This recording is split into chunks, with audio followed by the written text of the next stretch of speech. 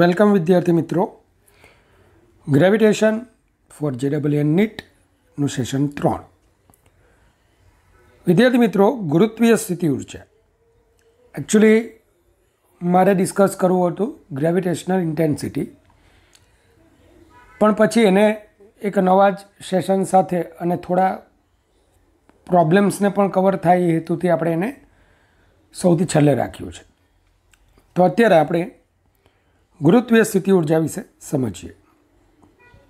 સ્થિતિ ઉર્જાની જે ડેફિનેશન છે, વોટ ઇઝ પોટેન્શિયલ એનર્જી, કે ભાઈ સ્થિતિ ઉર્જા એ પદાર્થની સ્થિતિને લીધે એમાં સંગ્રહાયેલી ઉર્જા છે. એકચ્યુઅલી સ્થિતિ ઉર્જાની બેઝિક ડેફિનેશન મેં વર્ક એનર્જી એન્ડ પાવરમાં કીધેલી તમને, કે કોઈ બળ ક્ષેત્રમાં રહેલો પદાર્થ પોતાના સ્થાન અને કે અથવા સંરચનાને લીધે કાર્ય કરવાની જે ક્ષમતા ધરાવે છે તેને સ્થિતિ ઉર્જા કહેવાય.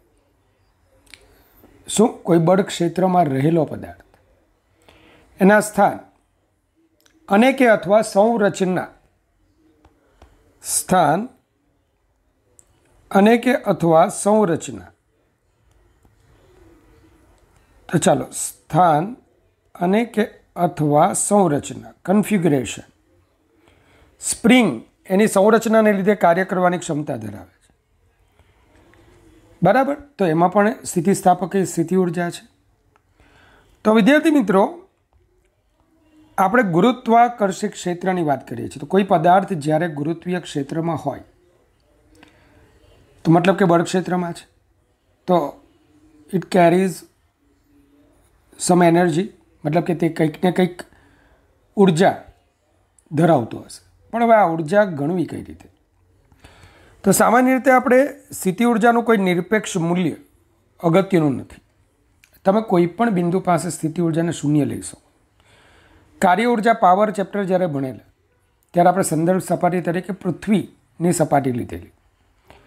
અરે મેં તો ઘણા કિસ્સાઓમાં મન પડે તેમ સંદર્ભ સપાટી લીધેલી. મને જ્યાં કન્વિનિયન્સી લાગે તે સંદર્ભ સપાટી. કારણ કે વ્યવહારમાં આપણે સ્થિતિ ઉર્જાનું નિરપેક્ષ મૂલ્ય નથી ગણતા, આપણે એના ફેરફારો ગણીએ છીએ. યંત્રશાસ્ત્ર, ગતિશાસ્ત્રમાં જ્યારે પદાર્થ પોતાનું સ્થાન બદલે છે તો કોઈ પણ સપાટીના સંદર્ભમાં એને સ્થિતિ ઉર્જાના ફેરફારો સમાન તમને મળતા હોય છે.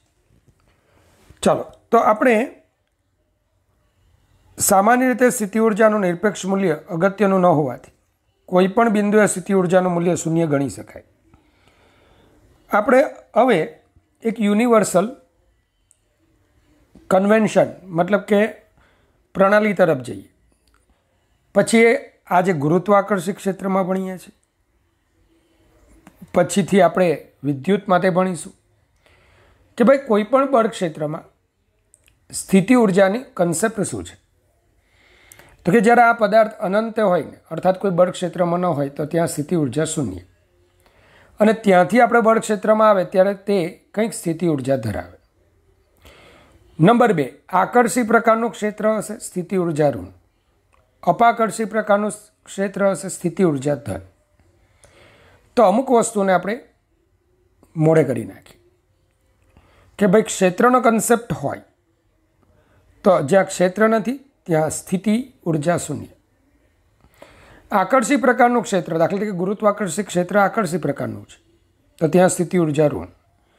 પણ કોઈ ધન વિદ્યુત ભારની અસર હેઠળ બીજો ધન વીજભાર આવે તો તેમના તંત્રની સ્થિતિ ઉર્જા ધન કહેવાય, કારણ કે કયું ક્ષેત્ર છે? અપાકર્ષી. તો અમુક ફંડામેન્ટલ વસ્તુ વૈજ્ઞાનિકોએ કન્વેન્શનલ સિસ્ટમ તરીકે વિકસાવી, એક સંજ્ઞા પદ્ધતિ તરીકે એમણે વિકસાવી કે જેથી લોકોને ખ્યાલ આવે કે અચ્છા, આ તંત્રમાં સ્થિતિ ઉર્જા ઋણ છે તો આ બાઇન્ડિંગ સ્ટેટ છે, અહીં બંધન છે, મારી સ્થિતિ ઉર્જા ઋણ મને બાંધી રાખે છે. તો આ રીતે ઘણા કન્વેન્શન સ્વીકારાય જે આપણે આગળ ભણીશું. ચાલો, તો અહીં આપણે અનંત અંતર કે જ્યાં ગુરુત્વીય ક્ષેત્ર હોતું નથી ત્યાં સ્થિતિ ઉર્જા શૂન્ય ધારીશું. હવે સ્થિતિ ઉર્જાની વ્યાખ્યા શું છે? તો કે અનંત અંતરેથી આપેલ પદાર્થને આપેલ ગુરુત્વીય ક્ષેત્રના આપેલા બિંદુ પાસે લાવતા ગુરુત્વાકર્ષી બળ વડે થતા કાર્યનું ઋણ મૂલ્ય. ગુરુત્વાકર્ષી બળ વડે થતા કાર્યનું ઋણ મૂલ્ય. બરાબર. તો મતલબ સ્થિતિ ઉર્જાનો ફેરફાર ઇઝ ઇક્વલ ટુ બાહ્ય બળ વડે થતું કાર્ય અથવા ગુરુત્વાકર્ષી બળ વડે થતા કાર્યનું ઋણ મૂલ્ય. આપણે બંને ગણતરીઓ સમજાવી. પહેલાં આપણે ગુરુત્વીય બળવાળું સમજીએ, પછી એક્સટર્નલ ફોર્સવાળું, અને બંનેથી જોઈએ કે સ્થિતિ ઉર્જાના સૂત્રો સમાન આવે છે. હવે ડેલ્ટા યુ એટલે શું? તો કે આપણે પહેલાં અનંત અંતર હતા, ત્યાંથી આપણે કોઈ આ પી બિંદુ પાસે આવીએ છીએ, અથવા ફાઇનલ પોઈન્ટ આપણું આ છે. તો યુએફ માઇનસ યુઆઈ, આર બરાબર અનંત માટે સ્થિતિ ઉર્જા આપણે શૂન્ય ગણીએ છીએ, અને આર બરાબર આર પાસે સ્થિતિ ઉર્જા યુએફ બરાબર યુ લઈએ છીએ. હવે યુ બરાબર માઇનસ ડબલ્યુ ગુરુત્વીય બળ, તો માઇનસ વેક્ટર એફ ગુરુત્વીય બળ વડે કાર્ય, તો ગુરુત્વાકર્ષી બળ અને સ્થાનાંતર બંને એક જ દિશામાં છે. તો સંકલન minus vector F dot vector DS, તો એફ ડીએસ કોસ 0. પણ વિદ્યાર્થી મિત્રો તમે ચેક કરો, વેક્ટર ડીઆર અને વેક્ટર ડીએસ, ડીઆર એ કેન્દ્રથી અંતર છે અને ડીએસ એ અનંત અંતરેથી પૃથ્વી તરફનું અંતર છે. સ્પષ્ટ છે કે વેક્ટર ડીએસ અને વેક્ટર ડીઆર પરસ્પર વિરોધી સદિશો બનશે. તો અહીંયા હું ડીએસ ઇઝ ઇક્વલ ટુ જો માઇનસ ડીઆર લખું તો શું થશે? યુ બરાબર integration infinite to r F d r. ચાલો, અનંતથી r G M M upon r square d r. ધ્યાન આપજો, કારણ કે ગુરુત્વીય બળ G M M upon r square અચળ હોય તેને બહાર લઈ લો. 1 અપોન આર સ્ક્વેર, તો r s to minus 2 d r from infinite to r. ચાલો, આર એસ ટુ માઇનસ 2નું સંકલન r s to minus 1 divided by minus 1 infinite to r. So we can write 1 by r infinite to r, so minus gmm 1 upon r minus 1 upon infinite. તો minus gmm 1 by r minus 0, કારણ કે એકના છેદમાં અનંત આપણે શું લખીએ છીએ? શૂન્ય. તો u is equal to minus gmm upon r. તો પૃથ્વી કોઈ પણ પદાર્થના કેન્દ્રથી સ્મોલ r અંતરે આવેલ બિંદુ પાસે સ્મોલ m દળના પદાર્થની ગુરુત્વીય સ્થિતિ ઉર્જા માઇનસ gmm અપોન r થાય. એકચ્યુઅલી આ સ્થિતિ ઉર્જા એ બંનેના તંત્રની કહેવાય, પણ જે કંઈ ગતિની સ્થિતિ બદલાય છે આપેલ પદાર્થમાં બદલાય છે. તેથી આપણે થોડા ઉદાર થઈને કોની બોલીએ છીએ સ્થિતિ ઉર્જા? સ્મોલ m દળના પદાર્થ. એકચ્યુઅલી હું અત્યારે પૃથ્વી પર છું તો મારી સ્થિતિ ઉર્જા એવું ન બોલે, મારા અને પૃથ્વીના બનેલા તંત્રની સ્થિતિ ઉર્જા કહેવાય. પણ અગાસી પરથી હું કૂદકો મારું અને ન્યૂટનના ત્રીજા નિયમને યાદ કરો કે હું જેટલું પૃથ્વી પર બળ લગાડું પૃથ્વી મારી પર એટલું જ બળ લગાડે, તો પૃથ્વી મને ઉપર લેવા આવશે ના, મારે નીચે જવું પડે. એનું કારણ છે કે મારું દળ બહુ ઓછું છે. આથી જે કંઈ ગતિની સ્થિતિ બદલાય છે ફક્ત મારી બદલાય છે. પૃથ્વીની ગતિની સ્થિતિ લગભગ તેની તે જ રહે છે, કારણ કે એનો પ્રવેગ અત્યંત ઓછો છે. ભલે બળ સરખું હોય પણ જેનું દળ ઓછું ને તેમાં પ્રવેગ વધારે. તો વિદ્યાર્થી મિત્રો, સ્થિતિ ઉર્જાની બીજી વ્યાખ્યા જોઈએ. અનંત અંતરેથી આપેલ પદાર્થને આપેલ ગુરુત્વીય ક્ષેત્રના આપેલ બિંદુ પાસે લાવતા બાહ્ય બળ વડે થતું કાર્ય. તો યુ બરાબર W F external from infinite to r. તો W F external is equal to infinite to r F d x. યાદ રાખજો, આ બાહ્ય બળ છે.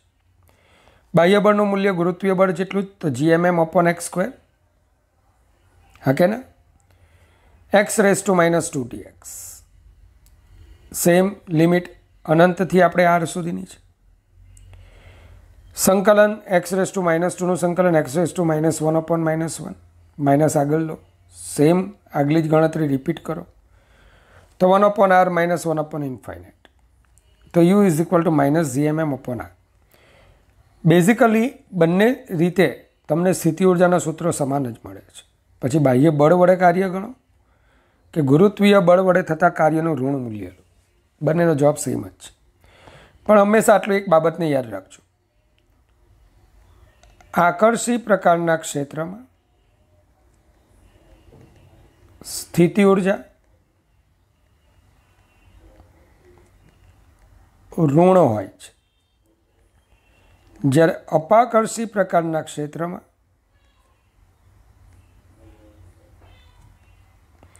સ્થિતિ ઉર્જા ધન મળે છે. સ્થિતિ ઉર્જા કેવી મળે છે? ધન હોય છે. તો આ બાબતોને હંમેશા યાદ રાખજો.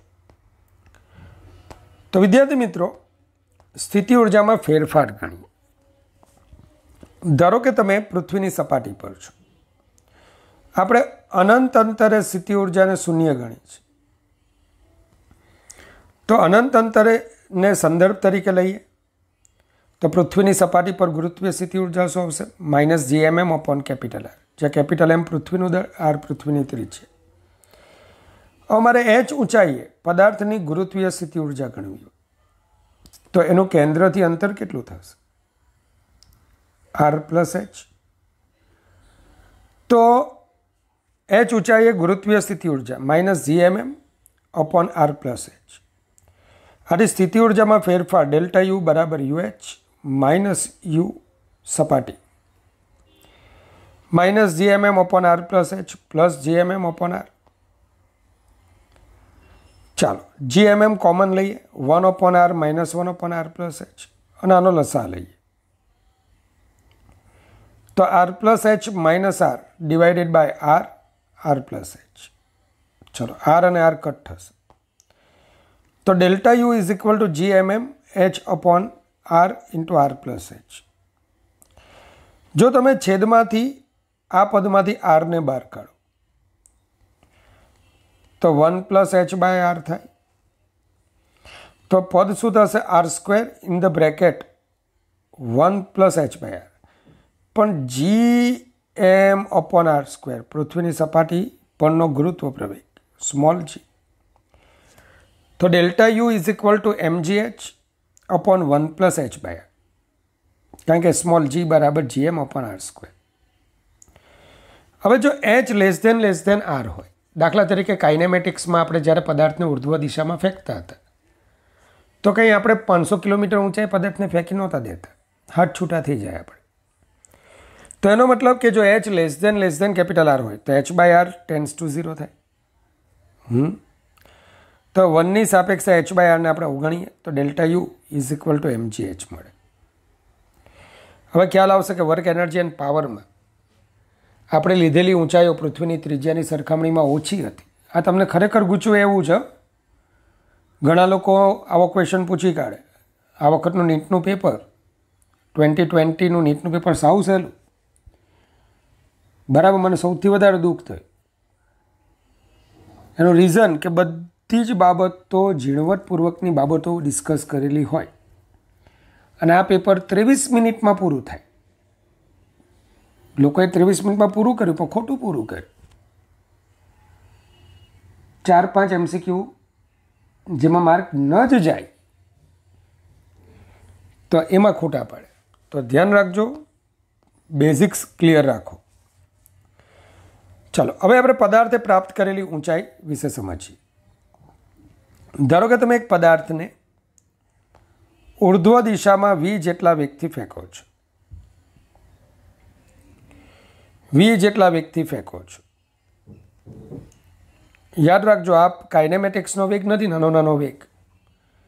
તો આ પદાર્થ પૃથ્વીની સપાટીથી અમુક ઊંચાઈએ જશે. ધારો કે h જેટલી ઊંચાઈએ જાય છે. આ દરમિયાન યાદ રાખજો, આપણે જીને અચળ નથી ગણતા. જી બદલાય છે. હા, જો જી અચળ હોય તો મહત્તમ ઊંચાઈનો આપણને ખ્યાલ જ છે. બોલજો, જો જી અચળ હોય તો આપણે શું ભણેલા? v is equal two √2gh, h બરાબર v²/2g. પણ ક્યારે? જો જી અચળ હોય ત્યારે. ક્યાં ભણેલા? કાઇનેમેટિક્સમાં. કે જ્યારે પદાર્થને ઉર્ધ્વ દિશામાં ફેંકી અને જો h મહત્તમ ઊંચાઈ પ્રાપ્ત કરે તો એનો પ્રારંભિક વેગ શું હોય? √2gh. પણ આ વખતે g બદલાય છે તો હવે શું થશે? ચાલો, તો એ ક્વેશ્ચનને સમજવા માટે આપણે એક કામ કરીએ.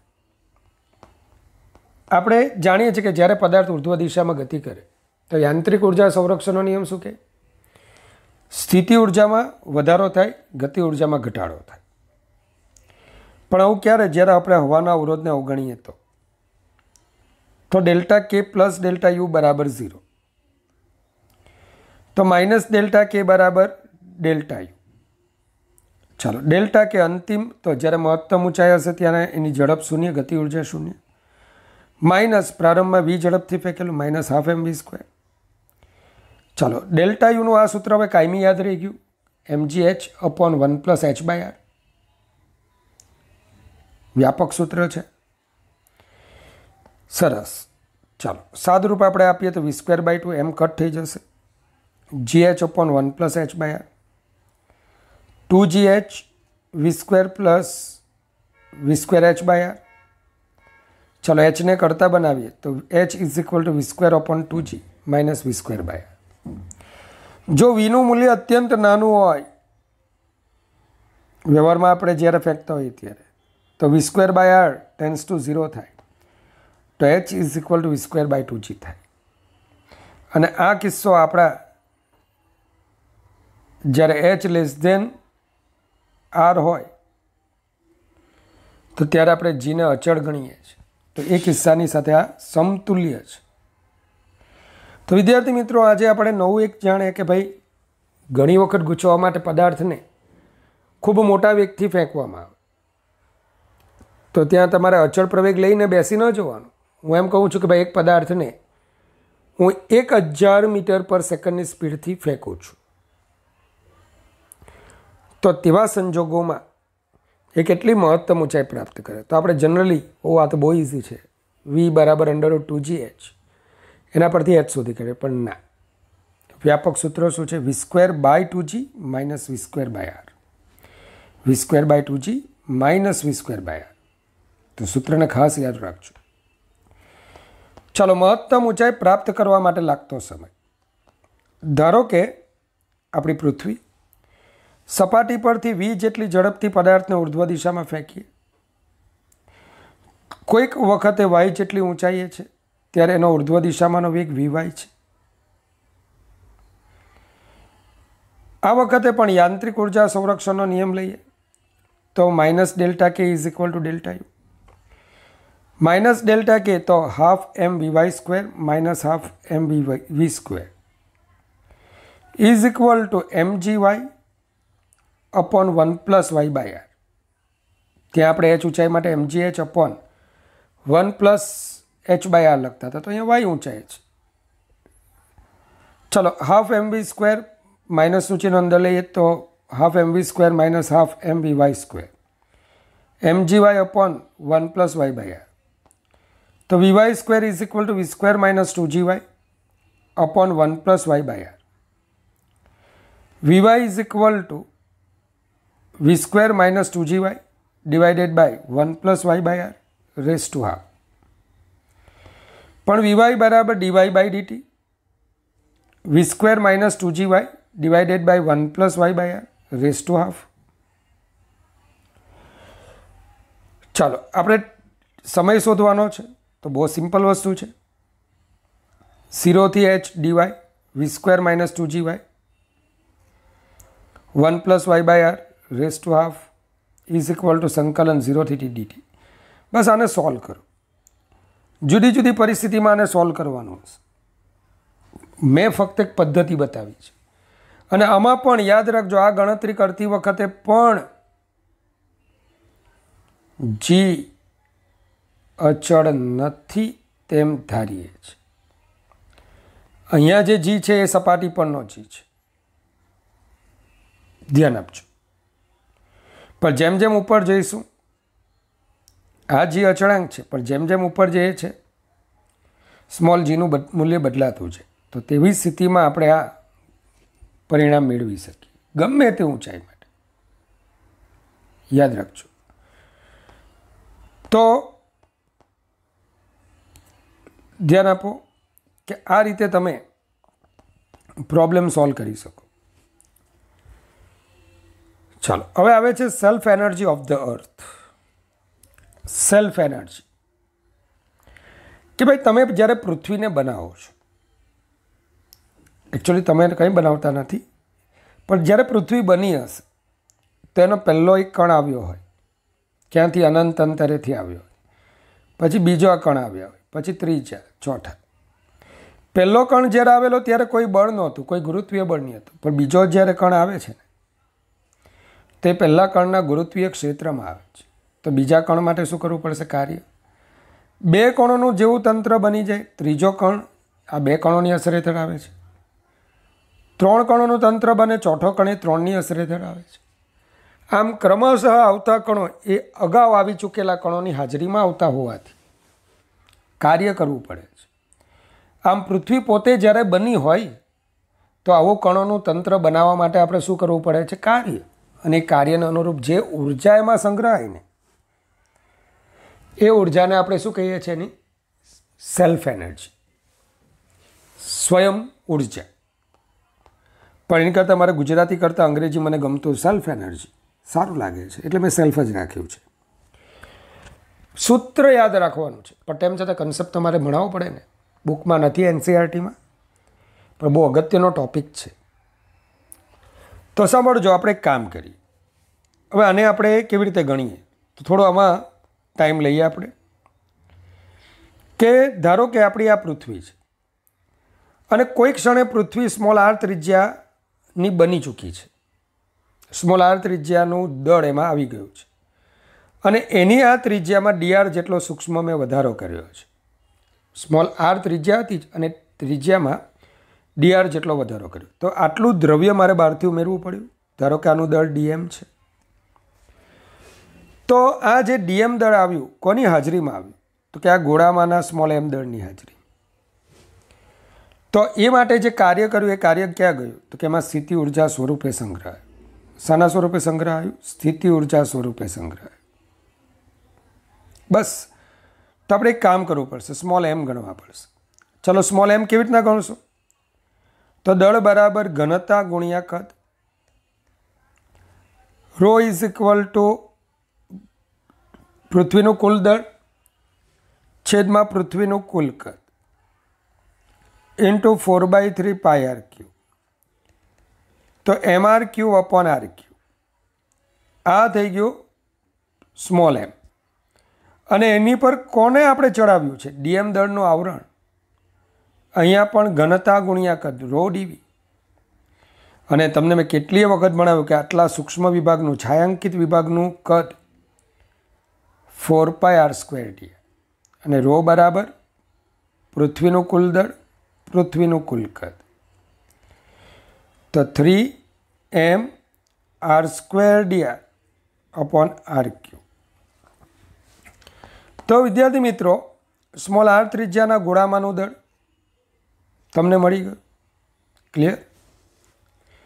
સ્મોલ આર ત્રિજ્યાના ગોળામાંનું દળ મળી ગયું અને ડીઆર જેટલી સૂક્ષ્મ જાડાઈમાં રહેલા દ્રવ્યનું દળ મળી ગયું. ચલો, હવે આ બનેલા તંત્રની સ્થિતિ ઉર્જા શું આવશે? તો d u is equal to -g small m d m upon r. ફરીથી સ્મોલ એમ દળનો કણ, જો આપણે આવું ભણેલા, આપણી પૃથ્વી છે એમ દળની, અને સ્મોલ એમ દળનો કણ પૃથ્વીની સપાટી પર હોય તો આ તંત્રની ગુરુત્વીય સ્થિતિ ઉર્જા -gm અપોન આર થતી હતી. તો હવે એ કલ્પના કરો કે સ્મોલ આર ત્રિજ્યાની ગોળો છે જેનું દળ એમ છે અને એની પર ડીએમ જેટલું દળ સપાટી પર રહેલું હોય તો આ તંત્રની સ્થિતિ ઉર્જા શું થશે? તો કે ડીયુ બરાબર -gm ડીએમ અપોન આર. પડી કે ન પડી? ચાલો, જે તે કિંમતોને આપણે મૂકીએ. તો -g/r small m mr cube upon r cube d m 3mr² dr upon r cube. ચાલો, તો d u is equal to -3 gm² r⁴ dr upon r⁶. માટે સમગ્ર પૃથ્વીની self energy u self 0 to r du -3 gm² અપોન r⁶ 0 to capital R r⁴ dr. સંકલન કરો તો r⁵/5 from 0 to r. તો -3gm² upon r⁶ into r⁵/5. તો u self is equal to -3gm² upon 5r. Same પરિણામ તમે કોઈ વિદ્યુતભારિત ગોળા માટે પણ ભણશો. બેઠું જ પરિણામ વિદ્યુતભારિત ગોળા માટે પણ એની સેલ્ફ એનર્જીના સ્વરૂપમાં ભણશો અને બહુ ઇઝીલી તમને ત્યારે ખ્યાલ પણ આવી જશે. ચાલો, હવે n કણોના બનેલા તંત્રની ગુરુત્વીય સ્થિતિ ઊર્જા. તો આપણે શું જોયું કે m1 અને m2 દળના આવા બે કણો છે. તો એમની સ્થિતિ ઉર્જા u is equal two -gm1m2 upon r. પણ ધારો કે 3 કણોનું મારે તંત્ર બનાવવું છે. આવા ક્વેશ્ચન ઘણી વખત પૂછાયા છે. m1 m2 વચ્ચેનું અંતર r12 r13 r23 r13. તો સ્થિતિ ઉર્જા જોડની હોય તો હવે આ 3 કણોનું બનેલું તંત્ર હોય તેમાં પહેલો બીજો કણ, પહેલો ત્રીજો અને બીજો ત્રીજો. એકચ્યુઅલી આપણે આવું વિચારવાનું, પહેલાંની જોડ બનશે બીજા ત્રીજા સાથે. હવે બીજાની પહેલાં સાથેની જોડ તો આવી જ ગઈ કે ભાઈ કોઈ મેરેજ થવાના હોય તો વર પક્ષવાળા આવું લખશે કે ભાઈ મારા એક્સના લગ્ન ફલાણીની વાઈ સાથે નક્કી થયા છે, આવજો. સહપરિવાર અથવા જેવી આપણી લાયકાત સહપરિવાર બોલાવે અથવા એકાદ બેને છૂટક છૂટક બોલાવે. તો કન્યા પક્ષવાળા આવું લખે કે અમારી વાઈના લગ્ન ફલાણાના એક સાથે નિર્ધાર્યા છે, બરાબર, હવે તો જ આવજો વગેરે વગેરે ત્યાં લખતા હોય. તો આમ એક્સ અને વાય કે વાય અને એક્સ બોલવાથી કપલ બદલાઈ જવાના નથી. તેમ અહીંયા પણ 1 અને 2 અને 2 અને 1 એક જ છે. તો બીજાની ફક્ત કોની સાથે જોડ બાકી રહી? ત્રીજા સાથે. તો અહીંયા જોડ શું બની? u12 u13 u23. બરાબર. આ જ રીતે 4 કણોનું તંત્ર હોય તો 4 કણોના તંત્ર માટે તમે આવું બોલશો, પહેલાંની બીજા ત્રીજા ચોથા સાથે, બીજાની ત્રીજા ચોથા સાથે અને ત્રીજાની ચોથા સાથે. મતલબ કે આપણી જોડ 1 2 1 3 1 4 2 3 2 4 3 4. ક્લિયર? કેટલી જોડ બની? 1 2 3 4 5 અને 6. તો વ્યાપક રીતે આપણે વિચારીએ, વ્યાપક રીતે સ્મોલ n કણોના તંત્ર માટે કુલ જોડની સંખ્યા, મેથ્સવાળાને ખબર છે NC2, n વસ્તુમાંથી 2ની પસંદગીના પ્રકાર, પણ બાયોલોજીવાળા આપણે બહુ NC કે NCમાં નથી પડવાનું. n(n-1/2) simple. 4 કણો છે, 6 જોડ બને, ચેક કરી લો. 4 4 ઓછા 1 3 4 × 3 12/2 6. 9 કણો હોય તો 9 × 8/2 36. તો આ રીતે તમે આવી કુલ જોડો બનાવી શકો. તો એનો મતલબ શું કે u is equal two u12, n કણોના તંત્ર આપેલું છે તો 1 2 1 3 1 4 1n, બીજાનું 2 3 2 4 2n, અને છેલ્લી જોડ કઈ હશે? 10 કણો હોય તો છેલ્લી જોડ કઈ હોય? 9 10. તો n કણો હોય તો છેલ્લી જોડ કઈ બને? un-1n. માટે u બરાબર sigma from i is equal two 1 to n ui છે, જે i લેસ ધેન છે. લખવાની આ રીત છે જેમાં પહેલો આંકડો i, બીજો j, અને પહેલા આંકડાને આપણે દરેકમાં શું રાખ્યું છે જો કે જેથી જોડો સ્પષ્ટ બને, તો પહેલો આંકડો હંમેશા બીજા કરતાં નાનો રાખ્યો છે. તો આને સંકેતમાં આ રીતે તમે લખી શકશો, i લેસ ધેન છે. અને uij બરાબર શું છે?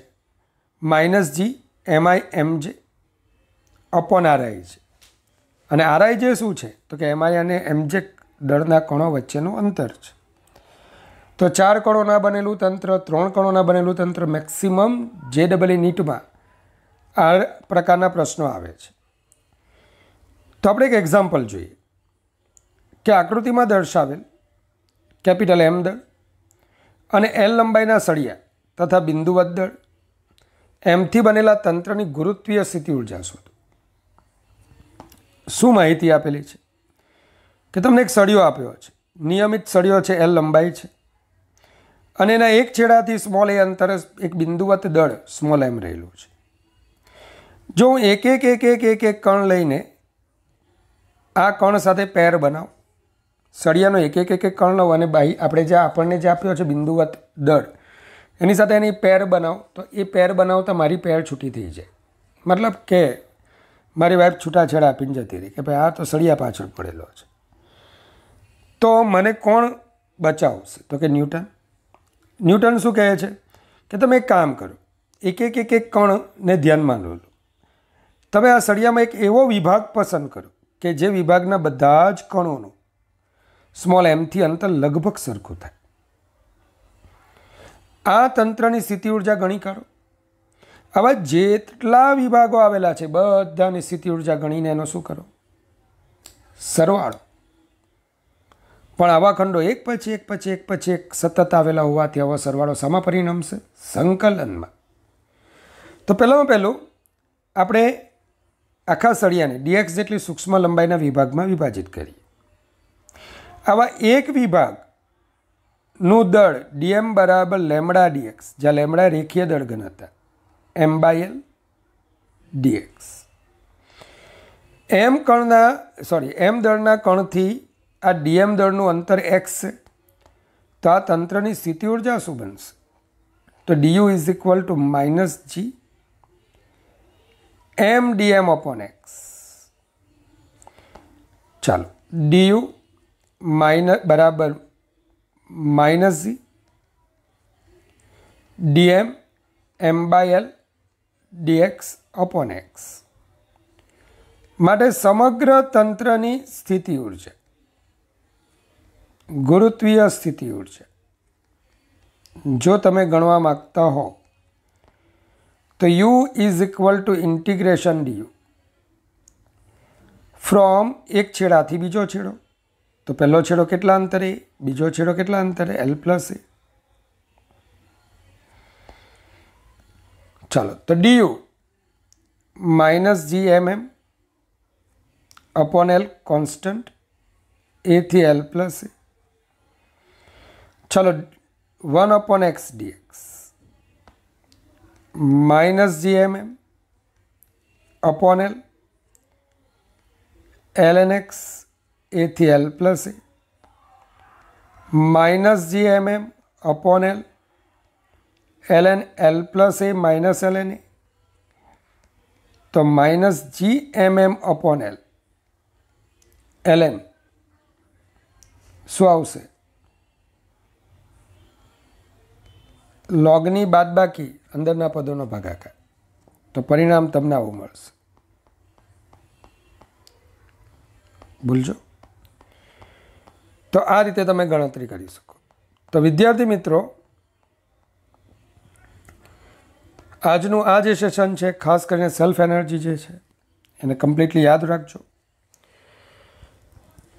નેક્સ્ટ સેશન જે હશે એ પોટેન્શિયલનું અને એના કિસ્સાઓ છે, ગ્રેવિટેશનલ પોટેન્શિયલ એના કિસ્સાઓ અને એને રિલેટેડ દાખલાઓ. તો ભગવાન પાસે મારા અંતઃકરણથી, શુદ્ધ અંતઃકરણથી તમારા માટે હંમેશની જેમ સોનેરી ભવિષ્ય માટેની હું પ્રાર્થના કરું છું. એમની પાસે આશીર્વાદ માગું છું.